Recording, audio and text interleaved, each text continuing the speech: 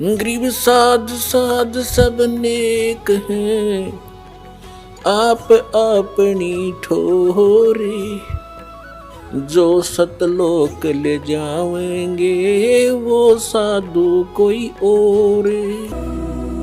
भगत की कैसी मर्यादा है। भगत और जगत का आपस में मतभेद सदा से रहा है। इसका कारण क्या है? इसका कारण यह है कि भगत की परंपरा मर्यादा जगत से भिन्न बन जाती है और जिन परंपराओं को लेकर वो पहले समाज में चल रहा था, इतने वजन को उठाकर इस भक्ति मार्ग पर प्राणी चल नहीं सकता। जैसे कोई यात्री है, यात्रा कर रहा है, वो पहले ही सोच लेता है आवश्यक वस्तुएं ही लेकर साथ चलूं, अधिक गठड़ी उठाने सफर नहीं कर पाऊंगा, उसको अंडरस्टूड होता है।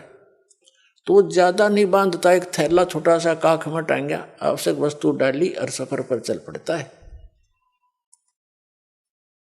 जो भक्त बन गया वो परमात्मा के मिलने वाले मार्ग पर चल पड़ा, और जो भक्त नहीं बना वो वही बैठा अपने घर पे,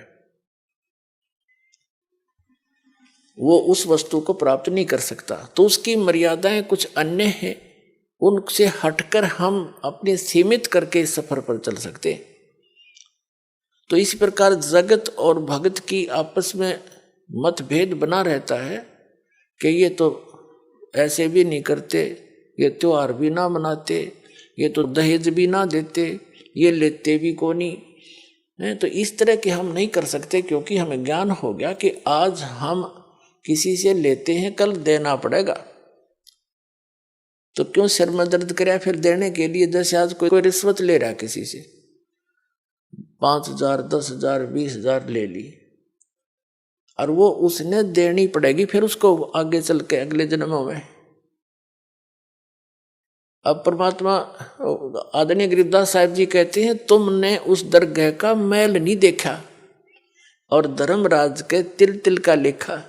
बता, कहते तुम इसलिए गलती करते हो, तुमने वो स्थान ना देखा जहां पर फैसले होते हैं इस भगवान के सत्र के। तुमने उस दरगाह का वो मैल नहीं देखा, धर्मराज के तिल तिल का लेखा। ये बालकों का खेल है। एक तिल यानी एक जरा सी भी कोई आपकी वस्तु है, आपस में वो लेन देन किसी भी जन्म में हो, चाहे 1000 जन्म के बाद हो, आपकी वो पूरी करनी पड़ेगी।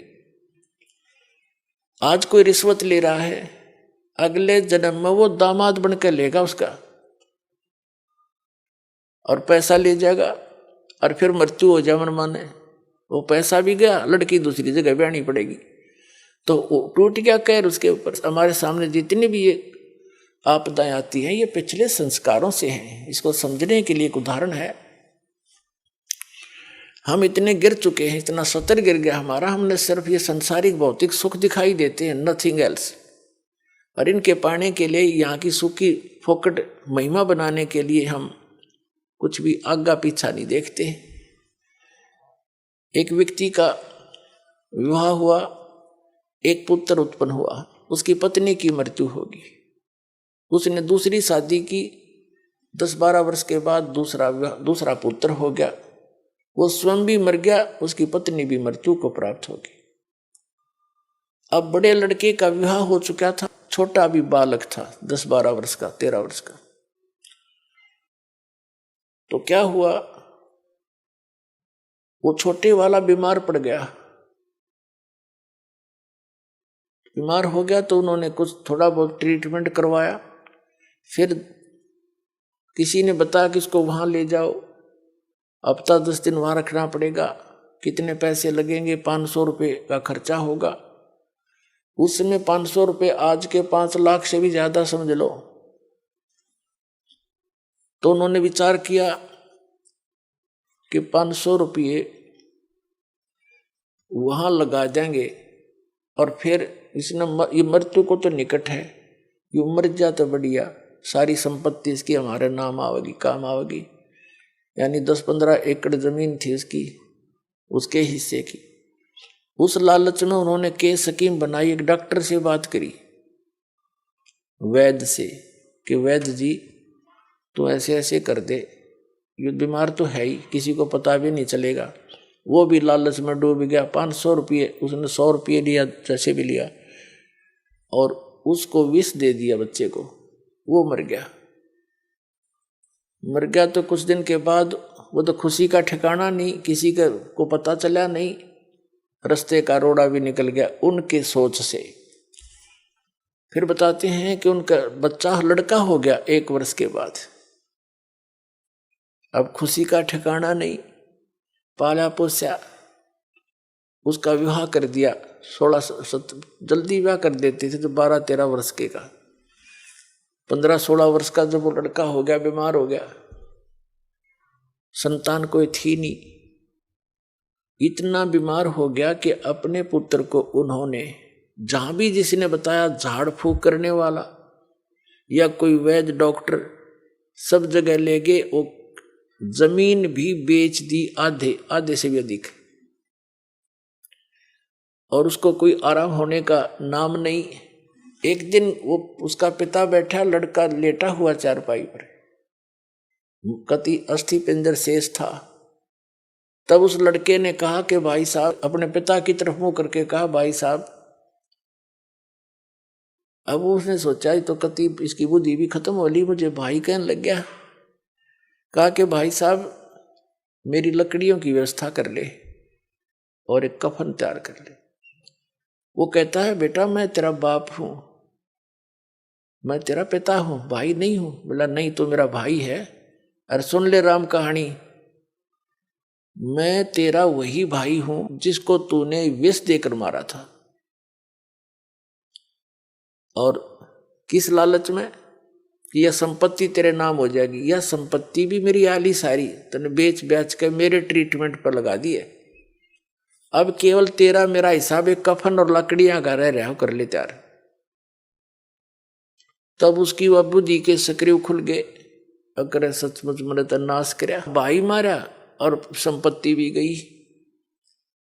रोन लग गया आंखों में पानी भर के। तो वो लड़का कहने लगा भी रोन दौड़ तो कुछ ना पाखंडी, तो अपनी तैयारी पकड़े।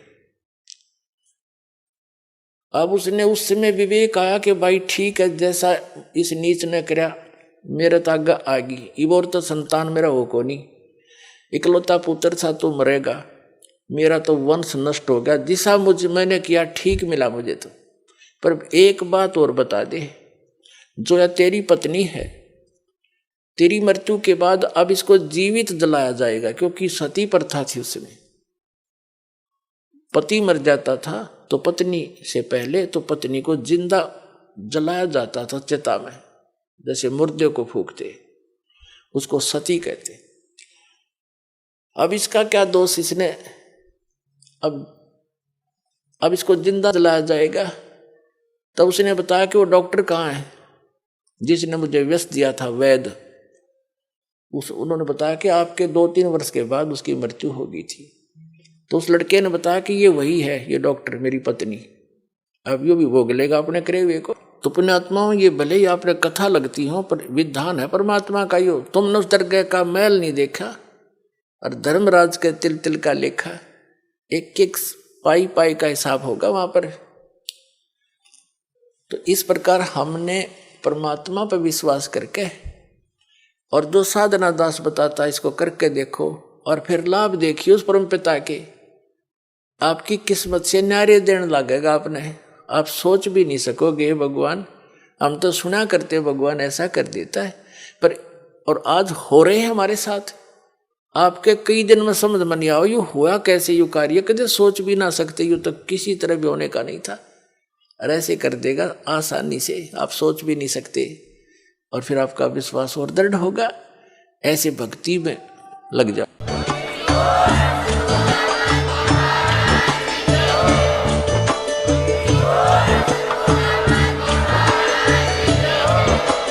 आप सुन रहे थे जगत गुरु तत्वदर्शी संत रामपाल जी महाराज जी के मंगल प्रवचन। अधिक जानकारी के लिए विजिट कीजिए हमारी वेबसाइट www.jagatgururampalji.org। संत रामपाल जी महाराज जी के शुभ आशीर्वाद से पूरे विश्व भर में 500 से भी ज्यादा नाम दीक्षा केंद्र हैं, जिन पर संत रामपाल जी महाराज जी द्वारा ऑनलाइन निशुल्क नाम दीक्षा दी जा रही है। अपने नजदीकी नाम दीक्षा केंद्र का पता करने के लिए संपर्क करें 8222 880541।